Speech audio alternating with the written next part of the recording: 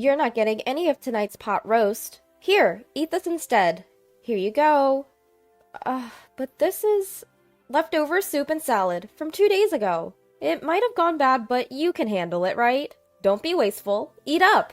I don't want to waste good meat on you. I can't eat this. What was that? Leftovers are perfect for you. Stop complaining and eat up.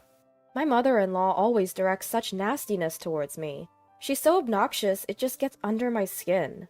My name is Mary, a 27-year-old woman juggling both work and home responsibilities. I got married only a year ago, so I don't have any kids yet. Right now, we're living with my husband's family in their house. I never wanted to live with my in-laws, but since my husband is the eldest son, we didn't have much choice. I thought it was ridiculous to live with my in-laws in this day and age, but both my husband and my mother-in-law hold on to old-fashioned values. Moreover, my father-in-law is no longer with us, and my husband expressed his concern for his mother. I have no idea what he's worried about. She's still so full of life. My brother-in-law is single and working overseas, so I guess that's just how it has to be. But I still hate it. Now, even my husband has started being mean to me, following in his mother's footsteps. He never said anything mean before we got married, but his attitude changed drastically. I feel deceived. He's always acting superior, and he always yells at me. It gives me a headache. Hey you! Why is my shirt so wrinkled? Huh? Is it wrinkled? Yeah, I'll be embarrassed at work like this. Can't you even iron properly? Why can't you do something so simple? No, I did iron it.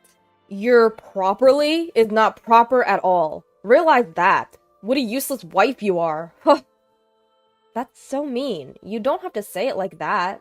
Are you talking back to me? Your face is as wrinkled as this shirt. And you're annoying. Seriously, you look older than you are. It's a turnoff. Oh, really? Before we got married, he used to call me adorable. He treated me like a princess. But now, he insults my appearance and laughs about it. I don't understand why he would say such a thing. I'm not wrinkled or anything. It crossed my mind that he's actually balding for his age. I even found myself wishing that he would go completely bald one day. Our marriage is still pretty new, but I'm concerned about the future. Sometimes the word divorce even flashes through my mind. I was exhausted every day, and once I finished the housework after getting home from work, I felt like I was about to collapse. But my mother-in-law never helped with the chores. She seems to spend her whole day blankly watching TV. There were crumbs from snacks on the floor in front of the TV, and a lot of them. I had to clean them up, and I wish she would at least use a plate. Then, after dinner one day, my mother-in-law started to speak. Hey, let's all go to a spa resort when the new year comes. Oh, that sounds great. All right, I'll make the reservation. I'll get on it first thing tomorrow. Thanks, Mom. My husband and mother-in-law seemed very happy. I didn't really want to go with these people, but I was interested in the spa resort itself. I love visiting spa resorts, and this one was famous enough to be featured on TV recently. I thought it could be a great memory if I could ignore these annoying people. So inside, I was actually excited. After this, my mother-in-law said she had something to discuss. I wondered what it was and headed to the living room. You know, we only have a small car, right? So I was hoping we could borrow your family's minivan. After all, we can load lots of luggage in it. All right, I guess. My father has both a minivan and a small car. He usually commutes in the small car and uses the minivan for shopping trips or camping, which is his hobby. When I called my father, he readily agreed to lend it to us. With that, we welcomed the end of the year vacation. I had to clean the house, so it was again incredibly busy. However, thinking that a spa resort was waiting for me after getting through this year-end period helped me push through. As expected, my mother-in-law wouldn't move from the sofa. She laid there all the time, looking like a statue. Then the morning of New Year's Day arrived. I woke up thinking about the long-awaited spa resort, but was surprised when I looked at the alarm clock. I had overslept. What? It's already 8:30? But David isn't here. Why? My husband, who should have been sleeping next to me, wasn't there either. I thought he might be in the bathroom, but he wasn't. Huh? Where is everyone? Did they go somewhere? I peeked into my mother-in-law's bedroom, but she wasn't there either. I began to wonder if they left without me. In a panic, I checked my smartphone. I always charge my phone in the living room before going to bed. There was a text notification on my smartphone. It was from my mother-in-law. "We're going to have fun! We never booked a place for you! You can spend a lonely New Year. It's okay if the bride doesn't come." So my mother-in-law never intended to take me with them from the start. And she planned to enjoy it with my husband. I was really sad. At the same time, I was also very angry. It's terrible to deliberately stop my alarm clock to make me oversleep. And I suspect the reason she made me drink a lot of alcohol the night before was to make me pass out. I regretted drinking that much. Although it's a relief that she didn't drug me, I was irritated about her pushing drinks on me. Well, there's nothing I can do, even if I get angry. So I decided to enjoy myself alone, at home. I really wanted to go home to my parents, but they're also away on a trip by plane, so it's pointless to go back. So I ordered a pizza for delivery that day, and spent a lonely day. Then my mother-in-law and husband returned from their trip. They had broad smiles on their faces. "It was so fun! It was the best! I want to stay there again. Of course, without you, Mary." "Here, this is a souvenir." "What is this?" "It's a stone I found lying around. It suits you perfectly." "Oh, is that so?" I couldn't help but think that my mother-in-law was extremely spiteful. Frustrated, I went to return the minivan to my parents' house. I thought they would be home by now. When I arrived at my parents' house, my father came to greet me. "Did you enjoy the spa resort? That famous spa should have been quite satisfying." "I didn't go because I'm the bride." "What?" "I was told by my mother-in-law that it's fine if the bride doesn't come. I was left behind. When I woke up in the morning, no one was there." "What?" After that, my father started to do something. Then he had me sit in the passenger seat of the minivan and started driving. The car was headed back to my in-laws' house. When I glanced at my father's face as he drove, he seemed to be angry. Well, any father would get angry if their daughter was treated that way. But I was taken aback because I had never seen such a look on my usually calm father's face. Then my father stormed into my in-laws' house with something in his hand. My mother-in-law came out. "Oh, hello, and Happy New Year! Sorry for borrowing your minivan." "Happy New Year. Speaking of which, you left our daughter behind, didn't you?" "No. Mary said she had a fever and couldn't go, so we had to leave her behind reluctantly. I even offered to take care of her." My mother-in-law was lying through her teeth with a smirk on her face.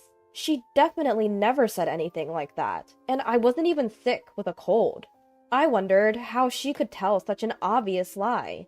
I thought something must be wrong with her brain. "Oh, really? But our daughter said she was left behind. She told us she received a message on text saying, 'It's fine if the bride doesn't come.'" "Did I say that? I don't remember." "You did. Look at this text." I showed her the text messages. However, she still insisted she was innocent. I was surprised at how thick-skinned she was to still deny it, even cornered this far. In a sense, it was admirable. "You're still saying that, huh? You're truly a sad person. Oh, by the way, can I charge you for the cleaning of the car interior?" "What? Why?" "Because you dirtied it. With a married man, nonetheless. What a filthy and disgusting scene." What are you talking about?" "This right here. It was captured by this dual camera." What my father had in his hand was a dash cam. This one has dual cameras, so it can record not only the outside, but also the inside of the car. The advantage of being able to record the inside of the car is that it can provide evidence that you were driving safely. My mother-in-law doesn't know much about car supplies or cars in general, so there's a chance she didn't realize this was a dual camera. But what was she doing with a married man in the first place? I regretted watching the footage that my father played back. After all, there were images of my mother-in-law in an indecent posture and an unknown man. Even though my father-in-law is no longer in this world, it's insane to do such a thing with a married man. And what on earth was she doing in our family car? "This was on the exact day you borrowed the car. Ugh, how disgusting. Wait! This doesn't mean we were doing anything dirty. It's not something perverted. My mother-in-law was in a panic, fumbling and stammering on the spot. Tears welled up in her eyes. She was on the brink of crying. I found myself curious and somewhat amused about when she would finally break down. Maybe I'm being cruel, but after all the time she tormented me, she deserves this much. I couldn't be sympathetic or kind to someone like her. Then she began making pathetic excuses. Her reasoning was all over the place. It was clear she was flustered. Yet she was desperate to defend herself. Suddenly, my father pulled another item from his pocket. It was a photograph. The picture showed my mother-in-law and the man from the video engaged, in a sordid act in broad daylight. It was unthinkable. The background of the picture suggested it took place somewhere secluded, but the audacity to do this in the daytime was still shocking. You wouldn't have seen these if you hadn't been mean to my dear Mary. Why do you have that picture? Because I'm a detective, remember? Oh. Do you recall now? Look, I've been telling you this all along, haven't I? My father is a detective, which explains why he had such a photograph. Coincidentally, the wife of the married man in the picture had hired him for an infidelity investigation. It turns out the wife of this man hired me to investigate her husband's affair. I was surprised to discover you were the other woman. I was going to inform her next week, but I didn't expect to show you this so soon. Huh. No, I'm innocent. I was just forced into an unpleasant situation. I am not at fault. Please, don't tell his wife. It was against your will, was it? You seem to be enjoying yourself. We also have video footage of you whispering sweet words to the man. Do you want to see it? I'm sorry. My mother-in-law collapsed to her knees and burst into tears. I watched her in a pitiful state, with a cold glare. Sensing the unusual situation, my husband arrived. I had run out of patience with him too, and I proposed a divorce. I've had enough. I want to end this. Let's get divorced. What? I'll go crazy if I stay in this horrible family any longer, so I'm leaving. Hold on. What will happen to our living expenses if you leave? Huh? I was fired a while ago. My husband dropped a bombshell. Apparently, he had been fired at the end of the year. I was taken aback as he had not told me this. Despite knowing his job was terminated, he had still decided to go on a spa resort trip. He was a complete fool. I felt I had no choice but to divorce him. I took off my wedding ring and left it there. My husband desperately tried to stop me. Wait, can't you forgive me for not taking you on the spa resort trip? It's not just about the trip. I don't want to be with you or your mother anymore. If you want to live with your mother that much, then go ahead, you mama's boy. Please wait. Don't go. I got a lawyer and proceeded with the divorce. My ex-husband seems to be having trouble managing his living expenses now that I'm gone. I thought he should find a new job quickly, but having been fired from his last job for theft, he'll probably struggle to find a new one. His previous company had fired him because he had been caught stealing. Apparently, they decided they couldn't trust him and didn't need someone like that. Unsurprisingly, the wife of my mother-in-law's lover demanded compensation for the affair. She ended up spending all the money left by my father-in-law to settle the payment. I haven't seen my ex-husband or ex-mother-in-law since, but I imagine they're probably living a hard life. It doesn't matter to me anymore. Currently, I'm living alone and enjoying my work.